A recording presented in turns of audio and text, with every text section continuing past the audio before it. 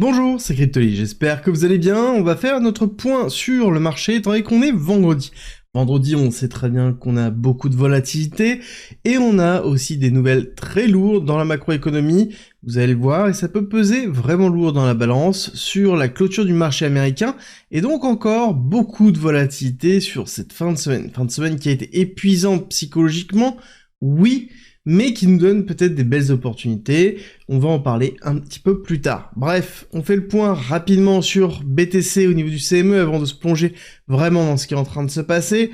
On est allé chercher les liquidités. Ça, c'est très intéressant. On est allé chercher les liquidités sur le CME, le Chicago Mercantile Exchange. Je rappelle que c'est un futur, et c'est-à-dire qu'on est allé liquider toutes les personnes qui étaient en long ici, d'accord? Juste avec cette petite mèche-là. Est-ce que c'est suffisant? Clairement non, je vais vous le montrer tout à l'heure. On n'est pas allé chercher les autres liquidités qui sont sur les autres graphes, donc qui ne sont pas sur le CME. Vous allez voir qu'on a toujours un écart entre les deux. Il faut bien le prendre en considération. Là, le fait qu'on est allé faire cette petite mèche au-dessus, elle est importante. Ça me rappelle grandement la mèche qu'on avait fait, juste celle-ci, qui était la seule à avoir en fait pris les 100 000 $ avant tout le monde, avant d'avoir une continuité, enfin un retracement fort. Donc on fait attention de ce côté-là, on est allé prendre la liquidité, on va voir exactement comment ça va se dérouler au niveau du cours, surtout que le Nasdaq tient bon quand on regarde la bougie d'hier. En même temps, il y a eu assez peu de mouvements étant donné que le marché était fermé. On va avoir un vendredi avec un retour de volatilité, il va falloir s'accrocher, je pense, surtout qu'on a dans les nouvelles, les taux de chômage de décembre qui tombent 4,2 en prévisionnel. Si jamais on est au-dessus, ça va être bien rouge. Si jamais on est en dessous, ça risque d'être bien vert. Globalement, le taux de chômage, je rappelle que c'est un indicateur qui est surveillé par la Fed. Fed, qui est l'institution qui détermine si oui ou non on augmente ou on baisse les taux directeurs. Et forcément, ça impacte la capacité d'investissement des investisseurs, des sociétés, de l'économie, et on sait qu'on va avoir une lutte entre Trump et Jérôme Powell et la Fed en général par rapport aux taux. Trump veut baisser les taux rapidement, Jérôme Powell va vouloir maintenir certainement les taux en prévision d'un retour de l'inflation lié principalement à la stratégie économique de Donald Trump. Bref, tout ça pour vous dire que ça va swinguer aujourd'hui, et je pense que ça peut aller très vite, très fort. L'intérêt que l'on a, c'est de voir la direction qu'on va avoir justement ce vendredi, et on verra ensuite la réaction de ce week-end, donc plutôt retail, par rapport au mouvement du vendredi. C'est toujours ça qui est intéressant, c'est l'équation entre les deux. Comment on réagit en termes de retail par rapport à ce qui se passe en termes d'institutionnel, et quand on voit un petit peu ce qui s'est passé justement hier, on a eu 0 injection de fonds institutionnels sur l'ETF Spot, Bitcoin, sur l'ETF Spot Ether, pareil, donc ça veut dire principalement que là on n'avait vraiment pas de mouvement lié aux institutions, donc on va décortiquer ça dans quelques instants. Mais il faut comprendre que là, on attend principalement l'investiture de Trump. 56% des advisors sont plus enclins à investir en crypto depuis que Trump a gagné. Mais pour ça, il faut qu'on ait un certain nombre d'actions du gouvernement américain pour que ça facilite l'accès. Ça va être l'arrivée d'autres ETF qui vont pas forcément être sur BTC, mais sur les autres cryptos, on va en parler dans quelques instants aussi. Et ça va être aussi bien noté que l'aspect réglementation autour de la crypto va être simplifié, et donc qu'il y a moins de risques de ce côté-là. C'est sûr et certain, normalement, quand on va avoir Donald Trump qui va rentrer en investiture, dans les mois/semaines qui vont arriver après, on aura certainement des indications sur la nouvelle politique crypto. Et là, ça favorisera grandement l'entrée des liquidités, dans les ETF, c'est sûr et certain, mais aussi dans d'autres produits financiers qui se créeront et qui pourront se créer justement aux USA autour des cryptos. Et justement, on pose beaucoup de questions, parce qu'on parle des USA, on parle ici des advisors, on parle des ETF, mais on doit parler forcément aussi de MicroStrategy, et on a une prise de position qui est de plus en plus forte contre justement Michael Saylor, en disant que c'est tout simplement un scheme, c'est-à-dire une arnaque qui est référencée par rapport au Ponzi, dans lequel il y a une boucle, tout simplement. Alors, je rappelle pour ceux qui connaissent pas, qui n'ont pas regardé ma vidéo dessus et qui sont pas renseignés, Michael Saylor, qui est le président de MicroStrategy, a mis en place une boucle dans laquelle il fait un prêt en mettant en caution des actions MicroStrategy pour acheter du Bitcoin. Et dans cette caution, il génère des nouvelles actions de MicroStrategy. Donc pour faire simple, il dilue quelque chose qui est MicroStrategy, les actions MicroStrategy, donc il génère de nouvelles actions MicroStrategy, et à côté, il se sert de ça pour acheter du BTC. Ça vous rappelle quelque chose? Bah oui, globalement, il se sert de MicroStrategy comme étant du fiat pour acheter du Bitcoin, un peu de cette façon-là, et surtout à levier. Et là, il va falloir faire attention, parce que dans les personnes qui critiquent justement Michael Saylor et MicroStrategy, il explique qu'à un moment donné, il va falloir déboucler la dette, et ça risque de faire très mal. Sauf que on a un parti pris qui est toujours très fort au niveau de Michael Saylor, qui explique tout simplement que jamais il ne vendra un winner, no reason to sell the winner. Ça veut dire quoi concrètement? Et ça c'est bien parce que c'est une notion de psychologie de trading et d'investissement qui est très fort et très compliqué à gérer. C'est-à-dire que beaucoup de personnes ont tendance à cut une partie de leurs lignes qui sont positifs, alors que justement c'est celles qu'on renforce. Et c'est exactement ce qu'il est en train de faire. Actuellement, il a aucune raison de couper quoi que ce soit, étant donné que son pari et sa vision long terme montrent bien que peu importe la fluctuation court terme dans les cycles de Bitcoin, on a une valorisation. Donc pourquoi il vendrait quelque chose qui aujourd'hui vaut 100 000 $ et qui peut-être demain vaudra 200 000 $? Quand je dis demain, c'est dans 4 ans. Dans le cycle prochain, peut-être 500 000, bref, c'est pas une question de chiffres ici, c'est une question de psychologie, de réflexion, d'investissement long terme.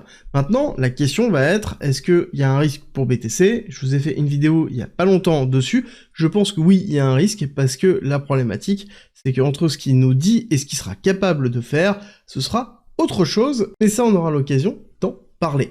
On va se recentrer sur Bitcoin ici, et je vous rappelle que si jamais vous avez des questions sur tout ce qu'on se dit ici dans la quotidienne, je prends les meilleures questions et je les traite directement en story sur mon Instagram, que vous retrouvez en commentaire en description, si jamais vous voulez voir un petit peu tout ça.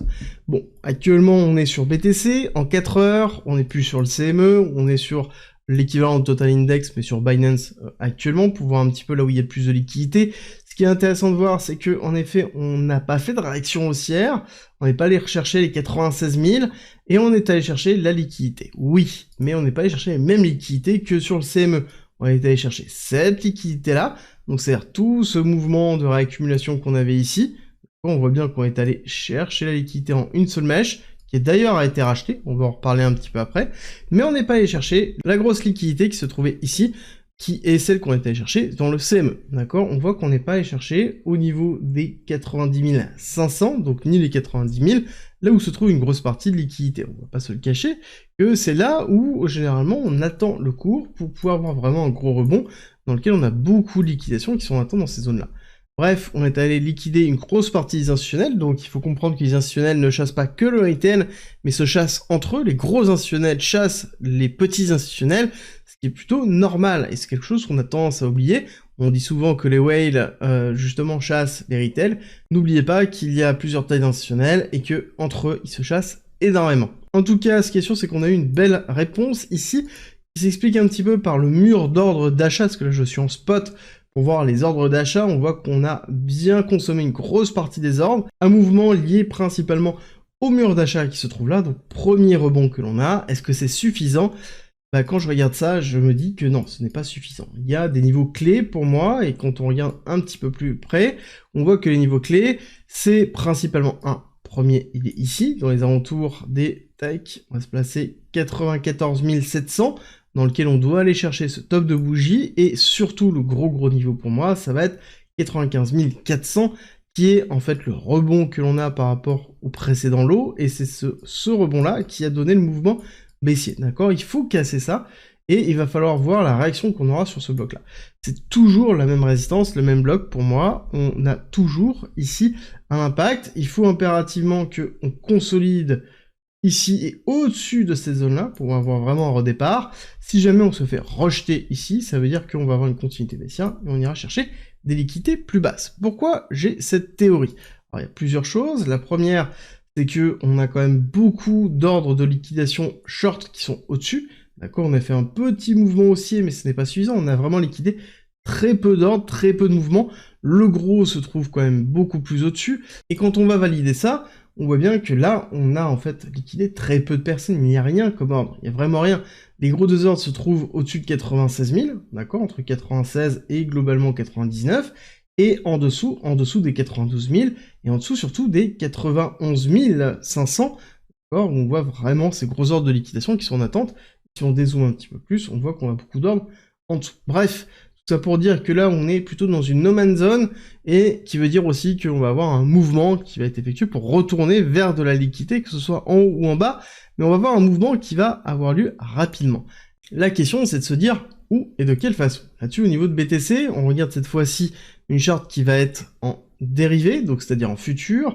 Là, ce qui nous intéresse, c'est les ordres de vente et les ordres de liquidation. Les ordres qui sont en bas sont des ordres majoritairement de liquidation, et les ordres qui sont en haut sont des ordres de vente ou de liquidation aussi. D'accord? Là, on a les deux dans le graphique, et ce qui est intéressant de voir, c'est que là, actuellement, on est en train de lutter dans cette zone plutôt classique. Et on voit qu'on a beaucoup d'ordres entre le prix ici et les 96 000.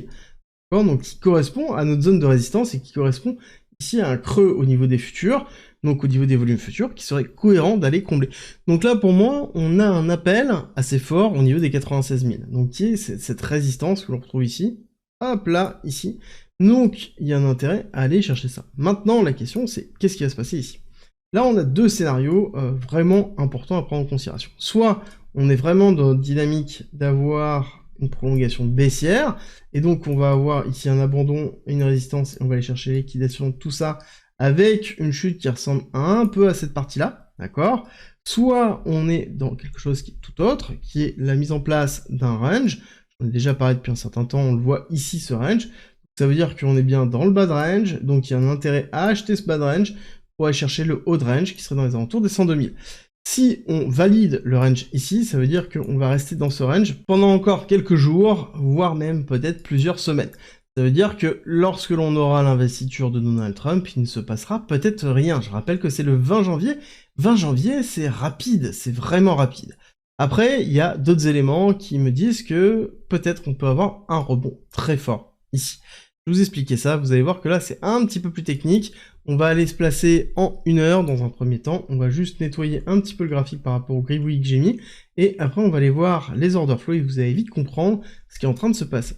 Donc ici on a une belle réaction en V, on pourrait se dire qu'on a un premier impact baissier, on va aller chercher le top, on va juste faire les liquidations et réaction au-dessus des liquidations, donc on n'a pas de clôture en dessous du niveau précédent, donc là c'est juste une prise de liquidité, et si on considère que c'est juste une prise de liquidité, ça sous-entend qu'on a liquidé toutes les personnes longues pour pouvoir faire un mouvement long.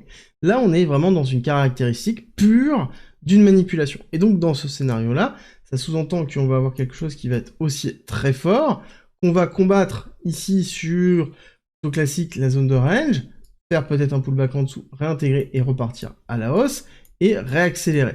Et ça se valide un petit peu par ce qu'on peut voir au niveau du funding rate, où on a un retour des shorts au niveau du funding rate, donc on a un petit retour au niveau de l'open interest, donc ça veut dire que les gens en futur sont en train de se placer majoritairement en short. Alors c'est vraiment très petit, là je suis en 4 heures, c'est pour vous montrer un petit peu ça, et c'est quelque chose que l'on a déjà vu dans la période, hop, on se replace ici, dans la période qui se trouvait tout là, où on s'est ennuyé à mort, et ça correspond au 5 août, où on a eu le début, en fait, de ces futurs dans cette période-là, avant d'avoir, en fait, le bottom qui était posé, donc forte incertitude ici, d'où pression baissière et short, avant d'avoir l'explosion haussière qui a eu lieu, et donc la sortie de ce bull flag pour une accélération haussière. D'accord? C'est peut-être aussi ce qu'on est en train de préparer, donc poser un bottom avant de réaccélérer, et ça il va falloir surveiller ce qui se passe au niveau du funding rate et un retour au niveau de l'open interest. Dans tous les cas pour moi c'est plutôt positif, hein. On a toujours ici les top traders qui augmentent leur position, alors petite réaction haussière forcément ils dérisquent, ce qui est plutôt normal, et on a une continuité qui se fait. Bon, donc concrètement si je dois résumer, et ça va être intéressant et important, j'ai tendance à vous dire que si on va chercher plus bas c'est parfait, ça veut dire qu'on aura la capacité de pouvoir s'exposer dans ces zones-là, mais que ça ne retire pas en fait la force haussière que l'on a au niveau de BTC dans le général. Ça veut dire aussi qu'on aura fait vraiment notre retracement de plus de 20%, 25, 30% au niveau de BTC, donc ça veut dire qu'on sera dans la règle de ce que l'on a déjà connu antérieurement, mais il n'y a aucune raison de s'inquiéter par rapport à ça. Deuxième scénario, si jamais on maintient cette zone-là, ça veut dire que principalement on va avoir une accélération haussière, que ce soit sous une forme de range avec une temporisation ou que ce soit directement dans une accélération. Pour moi, ça veut dire qu'on aura un mouvement qui sera très fort haussier, et donc on a terminé ici le retracement, et donc ça sous-entend que l'accélération haussière se fera directement après, et on rentrera bien dans cette phase d'hyper-accélération dont on a l'habitude. Alors je sais, c'est toujours très compliqué, c'est pour ça que je vous dis tout le temps de faire attention à votre psychologie, de faire attention à vos positions, d'avoir une bonne exposition, de ne pas être en futur, d'avoir une stratégie, parce que ce n'est pas simple, l'investissement en crypto. Je suis obligé de vous le répéter régulièrement, parce que je sais qu'on oublie très très vite quand on est dans des phases d'hyper-accélération, mais dès qu'on retrace, bah, la réalité reprend le dessus. C'est pour ça que je vous ai mis à disposition un guide, toujours en commentaire en description, qui vous explique la psychologie, les stratégies d'achat, les stratégies de vente pour pouvoir réussir votre bull run. C'est gratuit, c'est un commentaire en description si vous voulez aller plus loin. Et nous, on va faire un petit tour sur l'actualité avec Ripple qui nous annonce le listing bientôt du RLUSD, donc qui va être le stablecoin de Ripple. Ça va être intéressant de voir comment il va être utilisé dans le domaine bancaire américain et s'il sera réellement utilisé. Dans tous les cas, on ne sait pas si on va avoir un impact autre que spéculation autour de XRP. Ça va être à déterminer de toute façon rapidement. On devra avoir les news qui vont arriver, comme ils disent, very soon. Donc ça va être à surveiller. Ensuite, nous avons Coinbase qui se fait attaquer par la CFTC par rapport à Polymarket et les investigations qu'il y a. Donc là, ça va être important de surveiller ce qui va se passer au niveau de Coinbase. À savoir que la CFTC est donc ici une institution qui n'est pas liée forcément à la crypto, mais qui est plus liée à la réglementation du trading. Et quand on a notamment Polymarket, qui est une plateforme qui est spécialisée dans le betting, donc c'est-à-dire dans les paris, on peut avoir en effet des problèmes pour Coinbase. Après, Coinbase ont une équipe vraiment efficace et puissante au niveau de la partie législation, donc je m'en fais pas trop, surtout les mouvements que l'on aura au niveau de la CFTC sur le mandat de Donald Trump, ça risque de faciliter grandement les choses. Et je terminerai par vraiment une bonne nouvelle pour Solana. Fidelity qui voit Solana comme étant un notable contender, donc ça veut dire qu'on a bien Solana qui est statué comme étant une des grosses blockchains qui existent. Mais, par contre, il préfère Ethereum parce qu'il a des fondements beaucoup plus solides.